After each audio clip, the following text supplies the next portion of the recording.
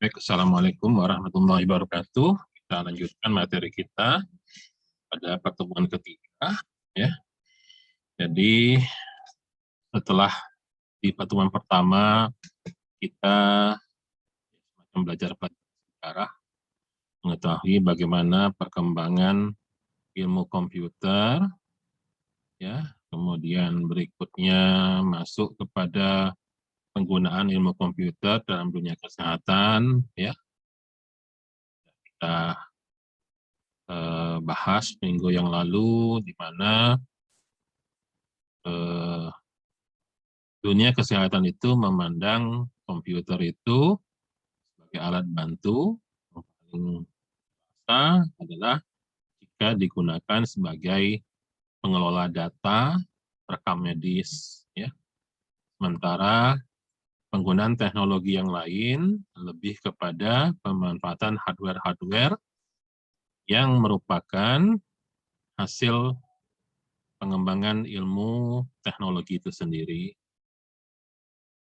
Oke, ya, semoga membuka wawasan kalian tentang bagaimana perkembangan ilmu komputer dari masa ke masa sampai sekarang kita sudah berada di generasi kelima dari komputer, yaitu komputer yang digunakan di era sekarang ini bersifat artificial intelligence atau kecerdasan buatan. Namun ilmu komputer sendiri, ya, kita juga punya ilmu namanya computer ethics, ya, etika komputer. Tahu di kedokteran juga ada etika kedokteran. Ya, salah satu ilmu dalam komputer juga ada namanya computer ethics, etika komputer. Memang dunia ilmu komputer terpecah dua sekarang ini, menghadapi kenyataan bahwa komputer adalah artificial intelligence. Ya, namun pada akhirnya berdasarkan ilmu etika tadi terdapat pro dan kontra, ya. Ada yang betul-betul ingin menjadikan komputer itu sebagai kecerdasan buatan yang menggantikan manusia, ya. Namun di sisi lain masih cukup kuat blok yang menginginkan komputer itu walaupun punya kecerdasan buatan bukan berarti menggantikan peran manusianya. Ingin hanya meletakkan komputer sebagai alat bantu. Ya, memang ini beriringan dengan bagaimana budaya plus falsafah hidup, ya, dan prinsip keyakinan. Ya, kita di dunia timur mungkin agak berbeda dengan dunia barat. Ya, dunia barat itu cukup banyak blok yang menginginkan komputer menggantikan peran manusia demi efisiensi dan efektivitas. Ya, mereka tidak segan-segan, misalnya memecat pegawai diganti dengan robot, ganti dengan komputer. Bahkan komputer yang cerdas bisa menggantikan peran-peran manusia. Bahkan, ya, sayang kita nggak punya banyak waktu, ya, masalah ini. Saya kalau di kelas di Fasilkom, karena saya juga pernah ngajar mata kuliah kecerdasan buatan, ya, misalnya di dunia barat yang ateis, ya, yang ateis termasuk di China, ya, yang ateis, yang memang nggak percaya sama Tuhan, misalnya. Simpel aja, daripada harus punya istri, kenapa nggak melihara robot aja? Untuk apa menikah? Kalau menikah sebatas legalisasi hubungan seksual, ya, itu sudah banyak robot-robot dibuat dalam wujud perempuan, ya, dalam konteks sekedar untuk melampiaskan hawa nafsu. Sementara bagi kita yang pertama punya budaya, adat istiadat, termasuk juga punya keimanan, ya kita tidak berpikiran demikian. Nggak mungkinlah misalnya fungsi seorang istri digantikan dengan robot, secanggih apapun robotnya. Ya, ada esensi kejiwaan di sana. Ya, lebih-lebih kalau kita umat Muslim memulai misalnya pernikahan itu ya dengan niat, dengan nawaitu. Amalu biniat kata Rasulullah. Ya, jadi tidak sekedar bahwa itu legalisasi hubungan seksual. Ya. Ya, jadi artificial intelligence memang menjadi sesuatu yang sudah umum, ya. Ya, tapi itulah tadi ya, teknologi semaju-majunya teknologi, ya jika kita ya ini artinya perdebatan dua cara berpikir yang berbeda ya. Kita yang masih mempertahankan etika budaya, kemudian keimanan, ketakwaan, itu tentunya punya cara yang berbeda ketika kita berhadapan dengan artificial intelligence yang memang kalau mau dibuat robot itu bisa jauh lebih canggih ketimbang manusia biasa. Ya, itu terakhir kita lihat ada 5 generasi ya komputer. Sekarang kita berada pada generasi yang kelima, yaitu generasi artificial intelligence, kecerdasan buatan. Nah, jika kecerdasan buatan itu diterapkan dalam ilmu kedokteran, ya mohon maaf, lama-lama nggak perlu dokter, nggak perlu dokter, tutup aja sudah fakultas kedokteran itu. Ya, kenapa? Cukup kumpulkan dokter-dokter yang tua-tua, yang sudah senior-senior, yang sudah pakar-pakar, ya di ilmu komputer ada namanya knowledge management. Ya, tentang bidang ilmu saya knowledge management. Ya, kita mengelola pengetahuan. Ya, bagaimana kita mengumpulkan pengetahuan dari para pakar? Ya, karena di komputer ada namanya sistem pakar. Ya, itu yang menjadi cikal bakal kecerdasan buatan tadi, artificial intelligence. Jadi kalau kita sudah bisa mengumpulkan semua kepakaran dan itu disimpan dalam sebuah memori besar, coba aja, sehebat-hebatnya seorang dokter, memorinya seberapa besar bisa mengingat semua pengetahuan yang bisa dia serap dari yang lain. Nah, tapi kalau memori yang ada di komputer gampang, kurang besar tambah aja memori. Dulu laptop 2 giga besar sekali, sekarang kecil, RAM 2 giga. 4 giga bisa dengan mudah ditambah 8 giga, 16 giga, 32 giga. Laptop saya sekarang ini sudah RAM-nya memori 32 giga. Kalau kurang tinggal tambah kok, besarin lagi. Ya. Jadi seandainya semua ilmu dari dokter-dokter spesialis, dokter-dokter pakar itu disimpan dalam sebuah robot, dalam sebuah memori yang akan diproses dengan prosesor yang canggih, saya pikir lama-lama fakultas kedokteran tutup aja. Karena nggak perlu mencetak dokter baru. Nanti kalau dokter yang tua-tua itu mati, meninggal semua, ada robot yang canggih, yang udah jauh lebih spesialis ketimbang ada dokter muda baru tamat, masih koas, katakanlah masih mau belajar, jangan-jangan nanti salah nyabut gigi. Ada dokter baru. Yang jelas, keponakan saya ada tuh, giginya goyang, dicabut. Salah cabut. Jadi yang dicabut itu malah gigi, bukan gigi susu, tapi gigi yang sudah ini, sudah tetap, gigi tetap gitu. Artinya apa? Ompong. Ya, ompong. Salah cabut, bayangin.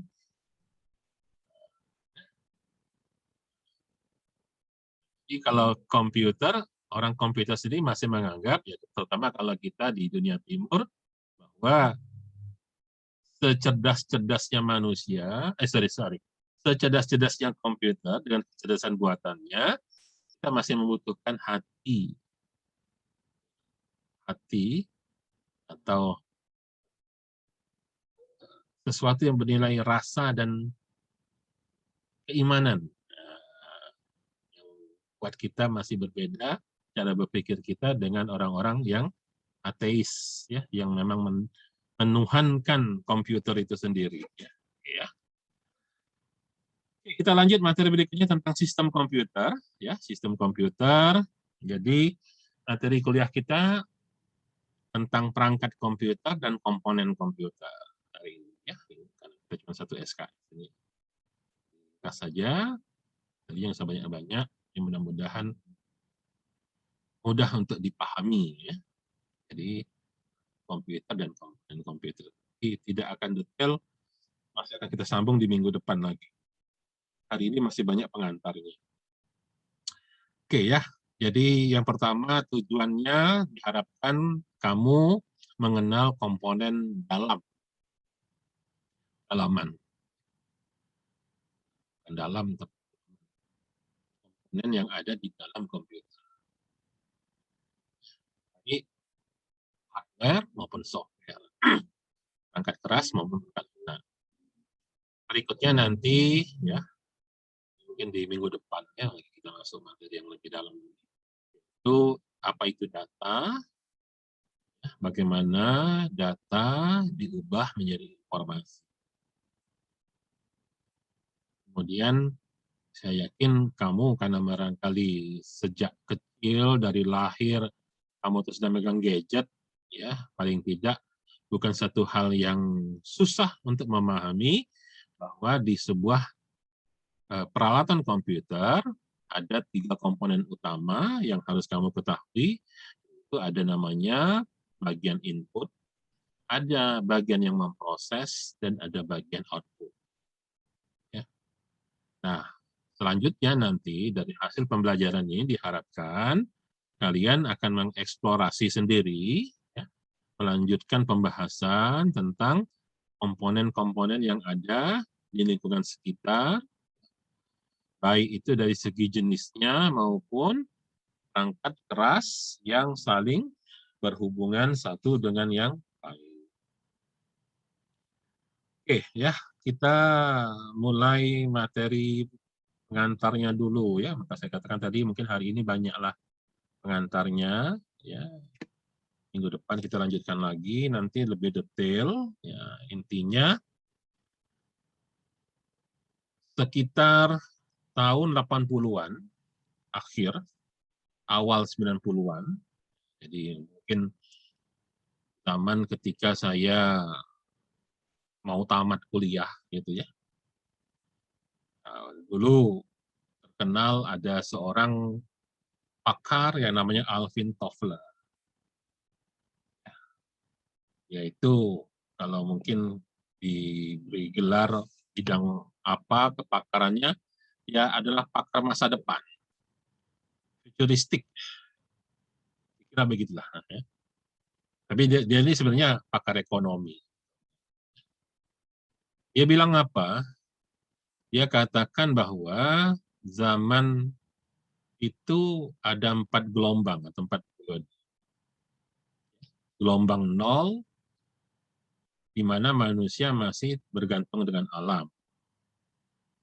Jadi kita, manusia itu, hidup kita bisa bertahan di alam, tergantung alamnya. Karena kita akan makan berdasarkan apa yang kita temui di sekitar.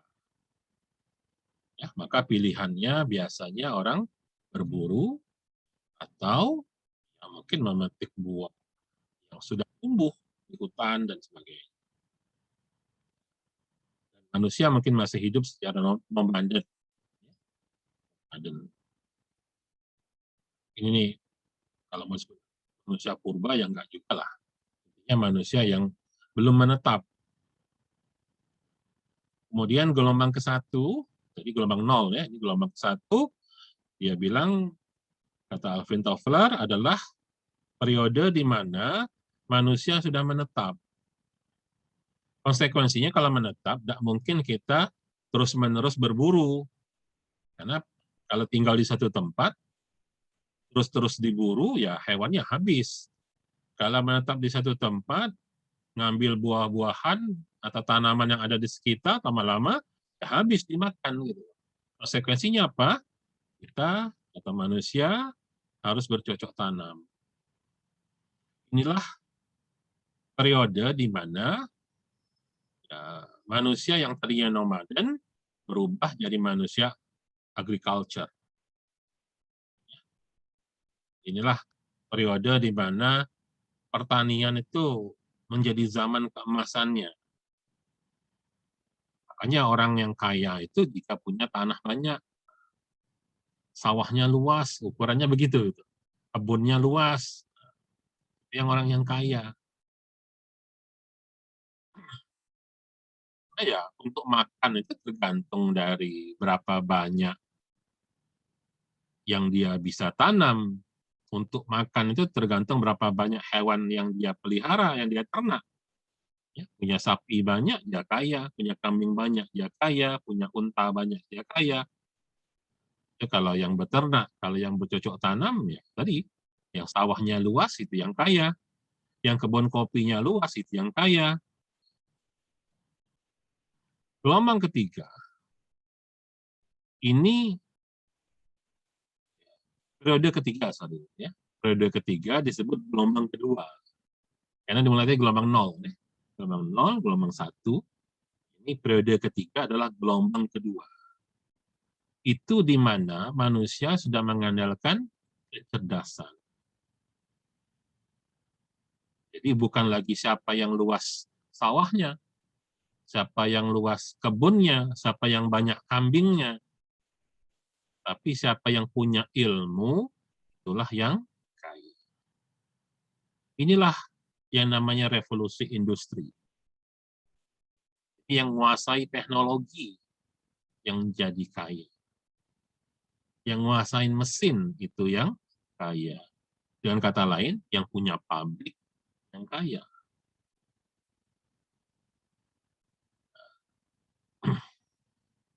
Di tahun 80-an akhir, awal 90-an, ketika Alvin Toffler menyampaikan idenya ini, itu terjadi ketika kita manusia berada di periode yang ketiga tersebut. Pada gelombang kedua tersebut. Di tahun 80-an, 90-an itu, itulah periode gelombang kedua. Nah, ketika itu, dia bilang, nanti akan ada gelombang ketiga atau periode yang keempat. Jadi waktu dia ngomong itu belum terjadi, belum ada. Apa itu gelombang ketiga? The third wave. Dia bilang the third wave, gelombang ketiga. Itu ketika manusia berada pada zaman di mana siapa yang menguasai informasi itu yang kaya. Itu yang kuat, yang menguasai informasi itu yang kuat. Sebetulnya kita sekarang berada di periode yang keempat ini. Silakan kamu searching sendiri, boleh cari Alvin Toffler dengan 4 gelombangnya. Ya, bisa didalami lagi.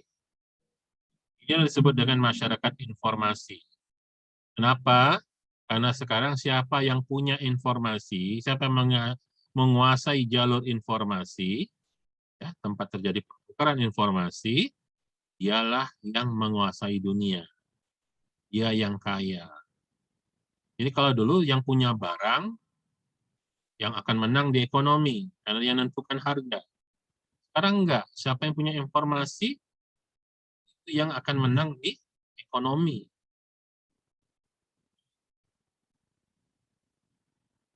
Ya, silahkan dicari di dalam di Google misalnya tentang Alvin Toffler. Ya. Sebenarnya apa yang dikatakan oleh Alvin Toffler itu, yang dimaksudnya itulah yang dimaksud dengan revolusi industri.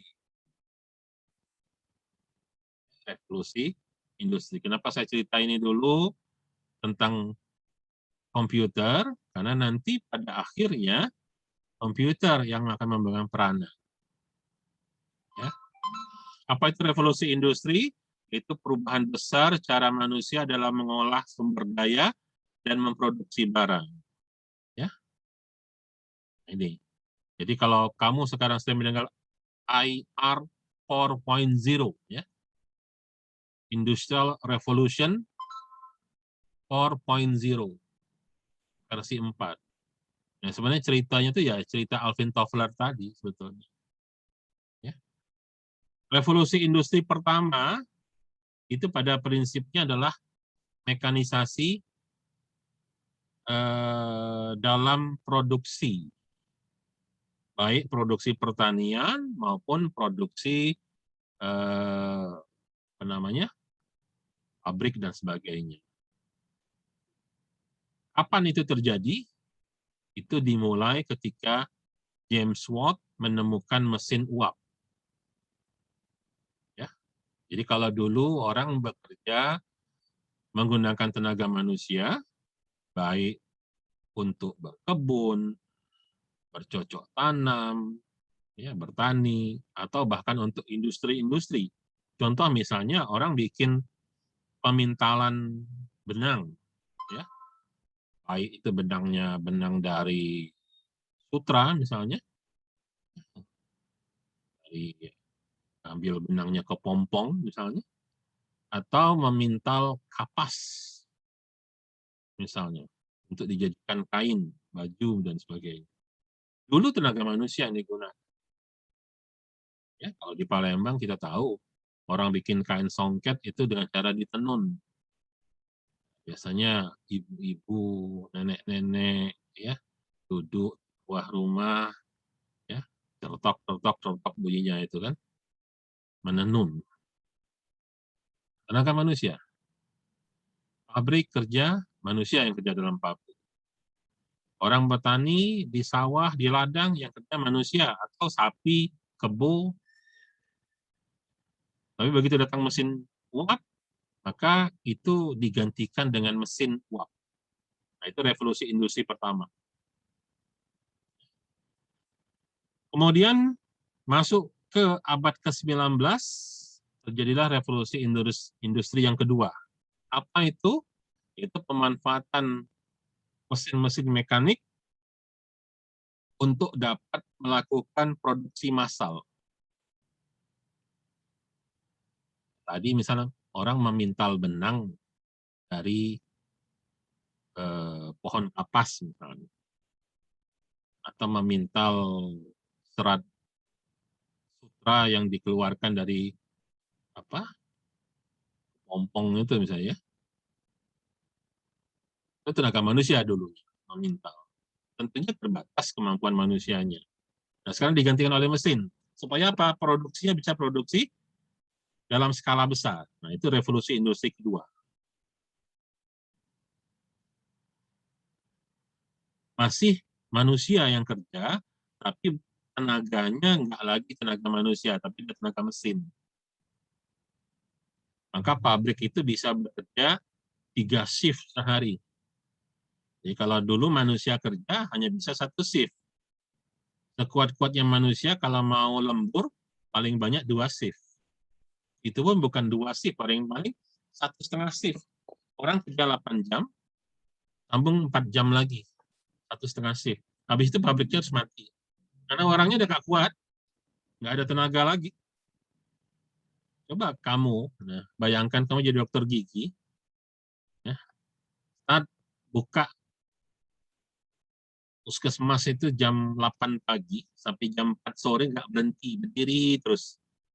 Mulai dari nambal gigi orang, nyabut gigi orang, bersihkan karang gigi. Kuat kamu 8 jam sehari. Terus yang ngantri masih banyak. Sampai jam 4 sore itu baru bisa ngerjain misalnya 5 orang atau 6 orang. Itu yang ngantri masih 20 lagi. Lanjut sampai malam. Ya enggak lah, karena kemampuan manusia terbatas. Maka dulu tenaga manusia digantikan dengan mesin. Itu revolusi industri kedua. Masuk abad ke-20, manusia yang bekerja pakai alat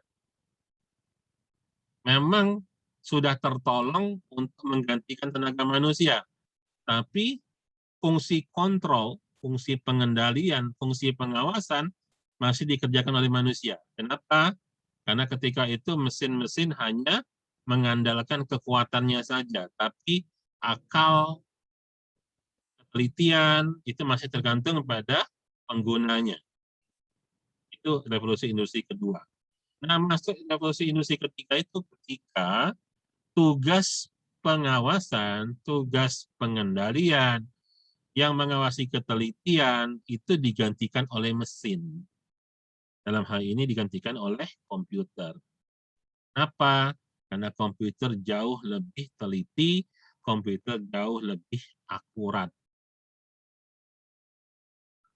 Misal tadi, dulu orang buat sulaman. Ini biasa ya, mudah mengenai contoh.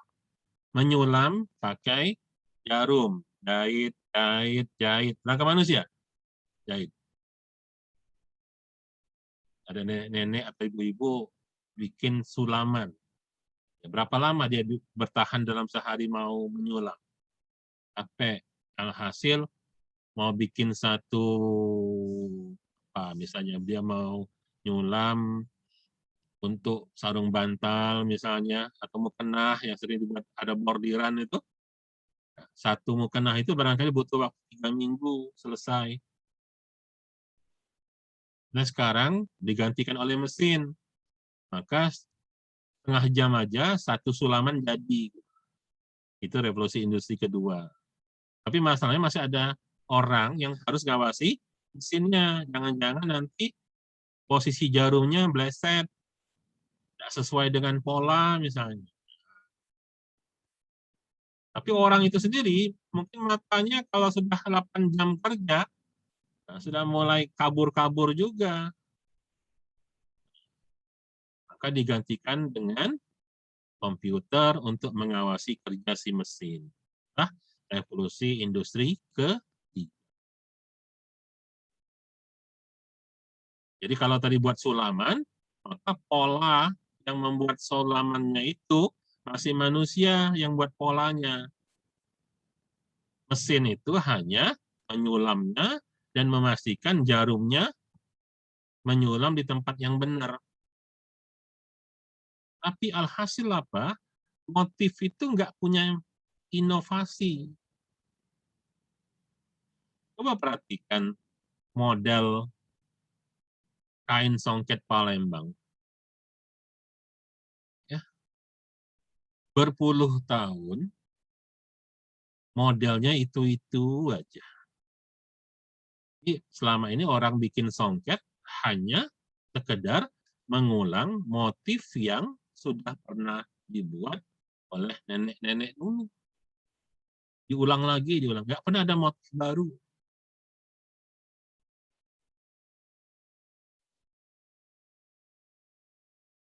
Itu tadi karena masih kecerdasan yang digunakan, kecerdasan manusia.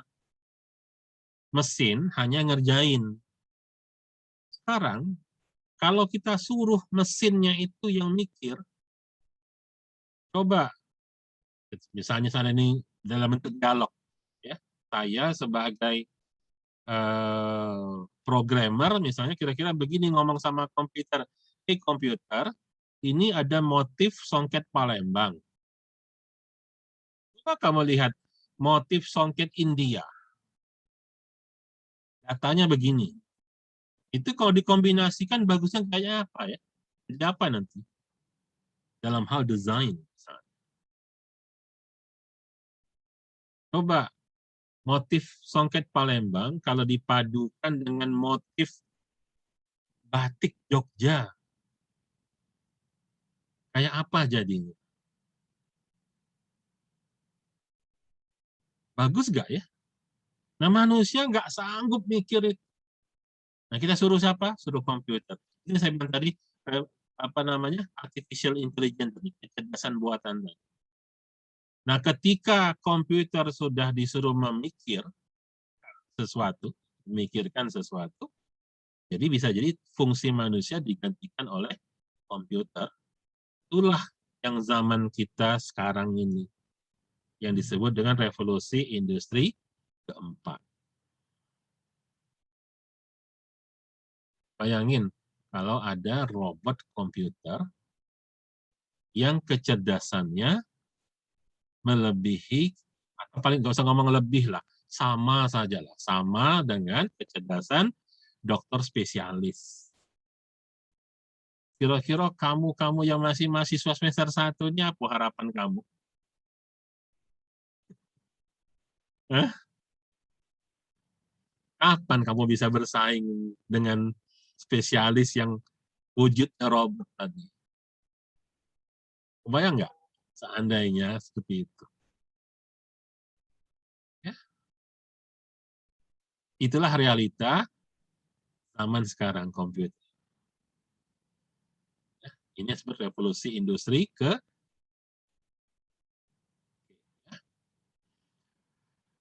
Nah, inilah zaman kita sekarang yang ternyata tidak semata-mata kita berada di zaman yang disebut IR 4.0, revolusi industri keempat, seperti yang diramalkan oleh Alvin Toffler berapa puluh tahun yang lalu. Tidak, tidak seperti itu saja. Karena sekarang sudah terjadi namanya masyarakat informasi, information society. Contohnya apa? Contohnya gampang aja. Dulu,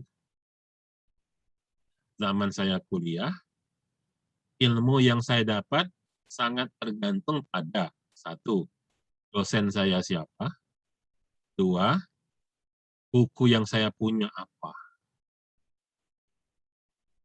Itu saja. Kalau saya punya dosen yang bagus, punya guru yang bagus, insya Allah saya dapat ilmu banyak. Kalau saya punya buku, makanya dulu zaman kami kuliah, jangan nian ada kawan yang bawa ke kampus buku teks, buku cetak. Oh, itu langsung lecak di fotokopi kawan banyak. Biasa. Ya. Karena dulu orang susah cari buku. Ya. Saya ingat dulu zaman saya kuliah, kalau saya masuk ke perpustakaan Unsri itu, sedih rasanya. Karena bukunya itu tuh. Ada yang lain. Ketika saya mau skripsi, ya, saya S1 dulu, saya harus ke Bandung, ke perpustakaan ITB. Karena saya elektro, saya juga harus ke Jakarta, ke perpustakaan PLN Pusat, cari buku, cari bahan. Dan saya ingat betul, ya, saya ingat betul. Dulu saya itu pramuka, jadi saya pernah ikut kegiatan pramuka di Jepang dan kenalan dengan pramuka Singapura. Ya, saya pernah, ya intinya satu, kuliah nggak tamat-tamat karena untuk skripsi saya tuh nyari buku nggak ketemu, nyari bahan untuk skripsi nggak temu, gitu. Nggak dapat. Saya itu bisa tamat alhamdulillah gara-gara saya punya kawan di Singapura, saya kirim surat, saya bilang, tolong carikan di Singapura, ada nggak buku yang jual dengan judul bukunya ini. Alhamdulillah ketemu, ada buku itu. Singapura. Dikirim, ya alhamdulillah saya bisa tamat S1. Bisa dibayangkan bagaimana sulitnya mencari informasi. Zaman kamu sekarang beda. Ya. Nggak, nggak perlu, ya bahkan barangkali nggak perlu punya dosen yang hebat. kalau kamu itu punya internet yang bagus. Ya, tapi tentunya punya internet bukan nonton film Korea. Untuk cari bahan, ya modalnya siapa? Google, YouTube. Contoh sederhana, ya. Zaman sekarang berbeda.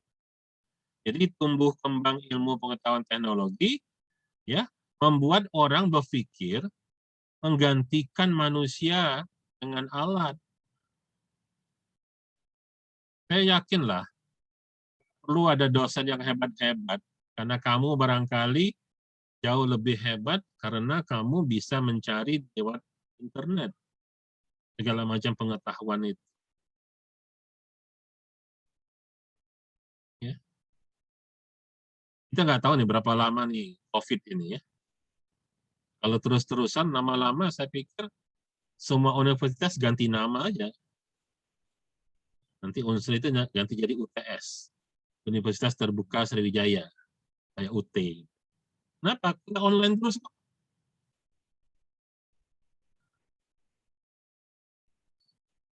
Mungkin nggak perlu kita punya kampus Indralaya yang luas-luas itu. Tutup aja kampus Indralaya daripada bayar listrik mahal-mahal. Kita cukup punya kampus di Bukit yang kecil-kecil aja, kalau kedokteran itu ya cukup satu aja di Madang sana barangkali. Kenapa? Wong nggak pernah masuk kelas kok. Kita kuliah online terus misalnya.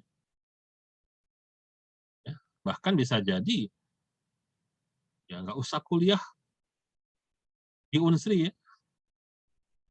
Kamu buka YouTube atau cari link dari universitas terkenal dari Amerika sana, dari Inggris sana barangkali. Ya semua. Inilah kondisi kita sekarang di mana terjadi yang namanya percepatan kemajuan teknologi, gelombang ketiganya Alvin Toffler tadi.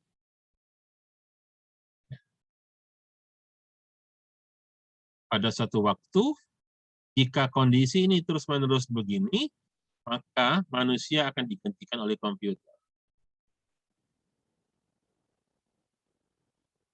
Itu saya ceritakan tadi. Syukur alhamdulillah kita ini masih orang yang beriman.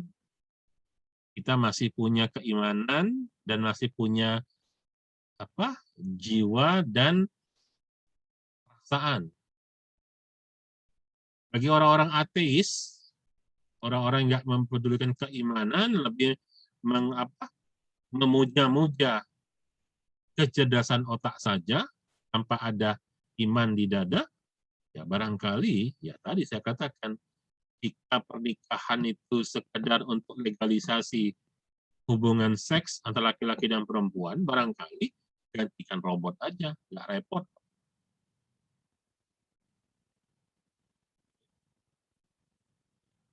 Coba sekarang,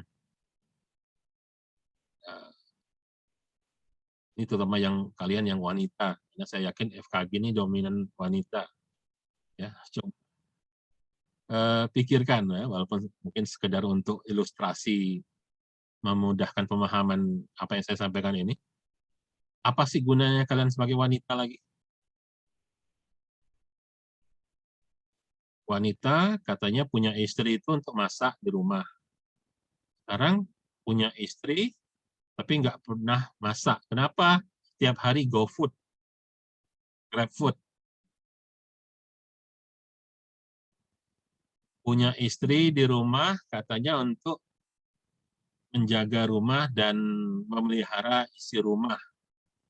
Sekarang, waktu-waktu jika membutuhkan untuk bersih-bersih rumah, apa itu namanya kalau di Gojek itu namanya apa?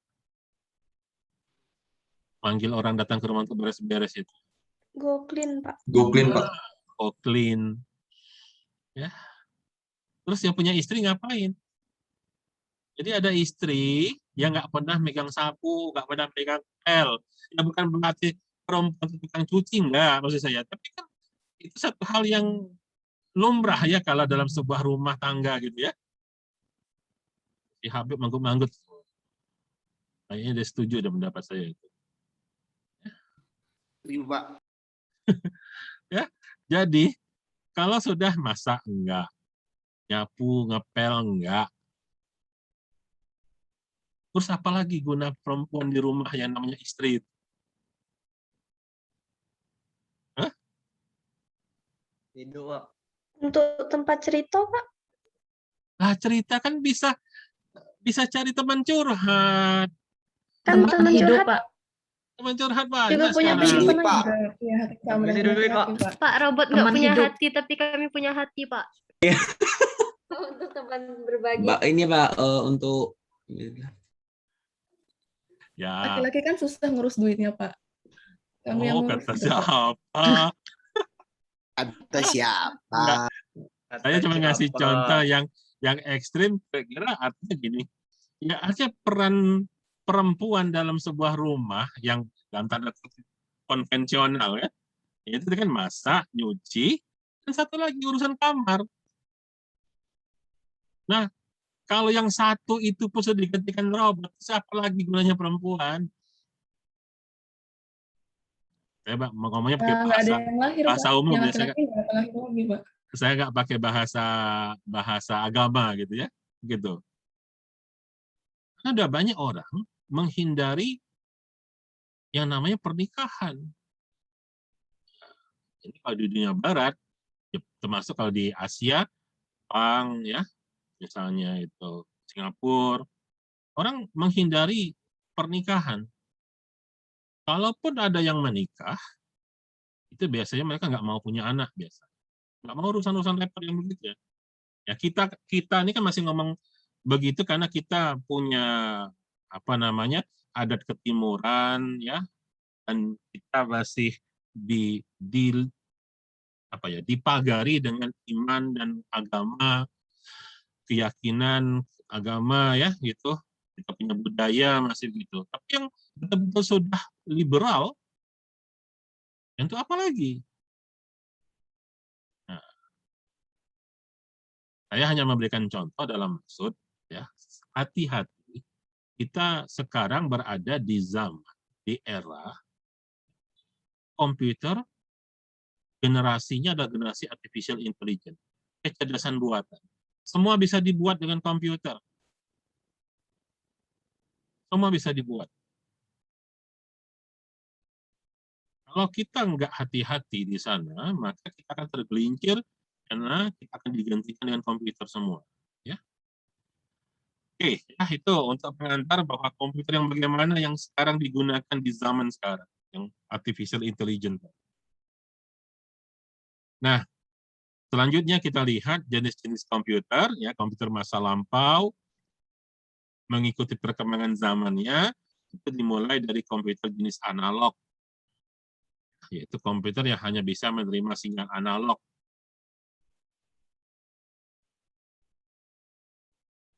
Analog itu kalau mau dilihat bentuk-bentuknya paling gampang dia bersifat fisikal. Ya, seperti inilah barangnya. Ya, ada jarum, penunjuk ya. Kemudian dia akan bermain di tegangan dan arus listrik. Tegangan dan arus listrik. Karena dia bersifat analog tadi. Ya. Ini alat-alatnya, contohnya ya. Dan yang kedua adalah yang modern adalah komputer digital. Itu yang sekarang komputernya sudah digital semua. Di mana kemampuan komputer digital jauh lebih tinggi daripada komputer analog. Jadi kemampuan pemrosesan sangat cepat. Ya. Nah, komputer digital ini ada 3 bagian utama. Yang pertama ada mainframe, ya. Yang kedua microcomputer, ya, jenisnya. Ya, yang ketiga adalah personal computer, ya, personal computer. Oke, kita lihat dulu. Yang pertama mainframe. Mainframe itu komputer yang secara fisik sangat besar, ya. Kalau gambarnya mungkin seperti ini. Ini mainframe. Ya. biasanya dimiliki oleh perusahaan-perusahaan besar. Rasanya saya pernah cerita ya, dulu sekitar tahun 93, ketika saya baru-baru kerja di Telkom, saya ditempatkan di kantor Telkom Surabaya, itu hanya untuk kantor ukuran Jawa Timur, kantor wilayah Jawa Timur. Hanya untuk satu provinsi, bukan untuk se-Indonesia. Ya.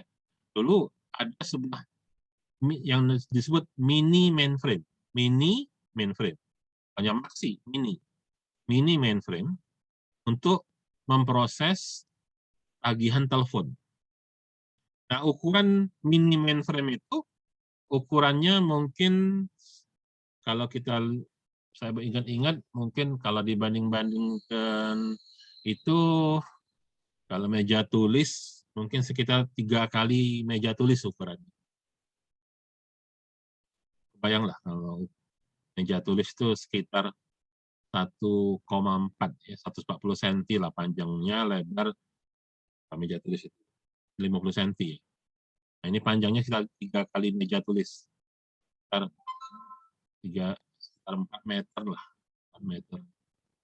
4,5 meter ya, lebarnya sekitar antara 80 70 80 cm lah. Kayak lemari. Ini belum maksinya. Ya. Sementara yang berikutnya lagi adalah PC ya. Mikrokomputer atau PC. Nah, itu yang kita lihat dalam bentuk desktop sekarang. Walaupun cukup kecil untuk ukuran dulu ya, tapi kalau untuk kalian sekarang sebuah desktop barangkali kamu bilang cukup besar. Kamu barangkali tidak pernah melihat komputer yang jauh lebih besar lagi. Jadi dikatakan mikrokomputer karena komputernya itu menggunakan mikroprosesor. Jadi inilah kondisi komputer kalau kita lihat sekarang, komputer digital. Makin lama memang makin kecil. Ya, ukurannya makin kecil, tapi kapasitasnya makin besar. Sekarang sebuah SSD ukuran 1 tera, saya sekitar 2 bulan yang lalu mengupgrade laptop saya, yang tadinya SSD 500 GB, bawaan aslinya, karena kebutuhan penelitian, saya upgrade ganti jadi yang 1 tera. Ya. Ketika dibuka laptop itu saya baru tahu SSD saya itu yang jenis apa namanya, kan yang SATA. Kalau SATA kan kayak hard disk, tapi ini yang M20, MV20. Ternyata kecil sekali. Ukurannya hanya selebar 2 jari aja. Kapasitas 1 tera. Jadi komputer sekarang ukuran lama makin kecil, tapi kapasitas dan kemampuannya semakin besar dan semakin cepat pemrosesan. Karena semua sudah digital. Oke, ya. Ini komputer dulu besar-besar, bahkan butuh ruangan besar. Sekarang makin lama makin kecil. Saya pikir itu dulu ya. Jadi apa yang bisa kita simpulkan dari materi hari ini? Materi hari ini saya ingin kalian memahami bahwa perkembangan komputer termasuk kepada sistem komputernya, baik alatnya, terutama fisik hardware-nya, itu disesuaikan dengan perkembangan zaman. Tadi saya katakan, kalau melihat dari perkembangan zamannya, komputer sekarang masuk ke generasi yang kelima, yang kita sebut sebagai generasi artificial intelligence. Kenapa dia begitu? Ya, Ini kalau tadi bahasa dunia komputernya. Dunia umumnya, dunia luas, karena sekarang kita berada di era yang disebut revolusi industri keempat, dan kita juga berada dalam situasi yang disebut information society, atau terkenal dengan istilah society 5.0. Coba cari. IR 4.0, revolusi industri keempat. Tapi kalau untuk masyarakat, itu ada istilah Society 5.0. Artinya sekarang kita berada di lingkungan masyarakat versi kelima sudah. Nah, coba cari versi 1, 2, 3, 4-nya apa. Jadi, Society 5.0 itu diperkenalkan oleh mantan Perdana Menteri Jepang, Shinzo Abe. Dia ini baru mengundurkan diri tahun yang lalu. Jadi istilah Society 5.0 itu masih baru, masih hangat. Tapi kalau revolusi industri keempat itu sudah didengung-dengungkan oleh Alvin Toffler di akhir tahun 80-an. Terbukti sekarang. Kenapa bisa terjadi revolusi industri keempat? Kenapa terjadi namanya Society 5.0? Karena komputer kita adalah komputer artificial intelligence. Nah, saya ingin kalian sampai ke sana dulu, ya. Perlahan menyadari ya bahwa kita di revolusi industri keempat, kita berada di Society 5.0. Kenapa? Karena kita punya komputer yang berada di zaman artificial intelligence. Tentunya nantinya tugas kamu adalah mengeksplorasi lebih jauh apa hubungannya dengan dunia kesehatan. Apa hubungannya dengan dunia kesehatan. Oke, waktunya habis. Ada pertanyaan? Assalamualaikum, izin bertanya, Pak. Ya. Ya, Pak, saya izin tanya. Tadi kan yang di revolusi industri keempat itu kan ada kemungkinan kalau di masa depan itu pekerjaan yang biasa dilakukan oleh manusia itu bisa tergantikan gitu ya, Pak, oleh komputer atau robot. Kalau menurut saya itu bukannya malah berdampak buruk ya, Pak. Maksudnya lapangan pekerjaan jadi makin sedikit, terus orang-orang malah jadi nganggur, nggak ada penghasilan. Gimana ya, Pak? Makasih ya, Pak, penjelasannya. Ya, itu realita yang kita hadapi sekarang. Tapi persoalannya itu akan membuat dampak buruk itu terjadi pada orang-orang yang memang harus tersingkirkan oleh zaman. Maksud saya, bukan untuk kita takut menghadapi situasi demikian. Justru kita harus siap. Kalian, dunia kedokteran, itu masih dilindungi oleh undang-undang. Ya, ketika, tidak usah ngomong dunia lah, kita ngomong ASEAN saja. Ya, ASEAN Free Trade Agreement. Perjanjian kita ini sudah harusnya di tahun 2021 harusnya, di tahun 2021, 2016 harusnya, tapi dimundur-mundur terus. Ya. Kalau ngomong perjanjian awalnya itu AFTA itu 2016. Ya. Kita terus membuka diri pada negara-negara ASEAN. Kebayang nggak kalau ASEAN itu mirip kayak Uni Eropa sekarang? Uni Eropa itu sudah nggak ada batas. Nah, kamu bayangin kalau ASEAN sudah kayak Uni Eropa, jadi orang Singapura datang ke Indonesia praktek. Dokter Malaysia datang ke Indonesia praktek. Sekarang, jangankan mereka datang ke kita untuk buka praktek. Kenyataannya, pasien Indonesia lari berobat ke Singapura, ke Malaysia. Sadar nggak? Kenapa? Karena ada anggapan dokter Malaysia lebih baik, dokter Singapura lebih baik. Kata kuncinya apa? Perlu kita takut dengan dokter Malaysia, dokter Singapura? Harusnya tidak. Caranya upgrade diri. Caranya adalah upgrade diri. Kita harus mampu bersaing.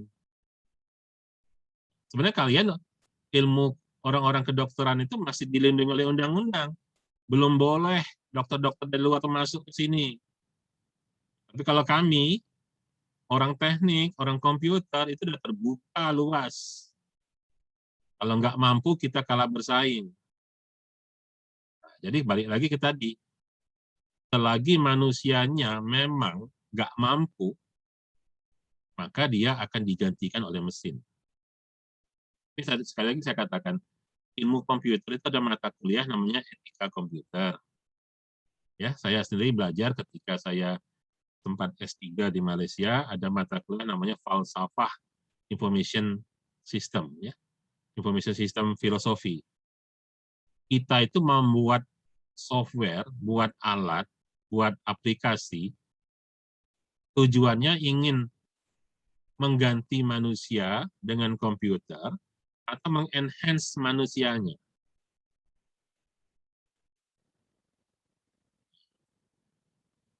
Sebenarnya balik lagi, ya, kalau memang kita tugasnya ingin mengenhance manusia, kita tidak akan menggantikan manusia dengan mesin. Tapi kita akan menggunakan mesin yang canggih untuk kecanggihan manusia. Kamu jadi dokter gigi. Kalau kamunya nggak mampu, lebih mampu komputernya, nanti kamu nggak laku. Nggak ada pasien mau datang berobat ke kamu. Pasien lebih memilih dokter yang ternyata adalah robot. Tapi kalau kamu ada dokter yang pakar, dokter yang ahli, dokter yang memang karena manusia itu yang bilang kan, manusia itu punya sentuhan-sentuhan kemanusiaannya yang nggak ada di robot. Ya, tapi kecanggihannya nggak kalah karena mampu menggunakan robot. Jadi kamu harus mampu menggunakan robot. Canggihnya di robot, tapi sentuhan kemanusiaannya karena kamu dokter yang menggunakan robot sebagai alat. Nah, jadi sekali lagi ya, disitulah letak kuncinya. Ya. Kalau kita sebagai manusia memang tidak punya kemampuan, kita akan tergerus oleh teknologi. Tapi kalau kita manusia yang punya kemampuan, maka teknologi itu tidak lebih hanya sebuah alat yang kita gunakan. Masih yang unggulnya adalah manusia. Sampai di situ bisa dipahami. Bisa, Pak. Terima kasih, Pak. Ya. Oke. Jadi coba seperti biasa saya kasih tugas ringan, nggak ada berat-berat lah. Ya. Apa perbedaan mendasar komputer analog dan komputer digital? Dan kamu pasti punya komputer. Yang kamu punya itu jenis apa?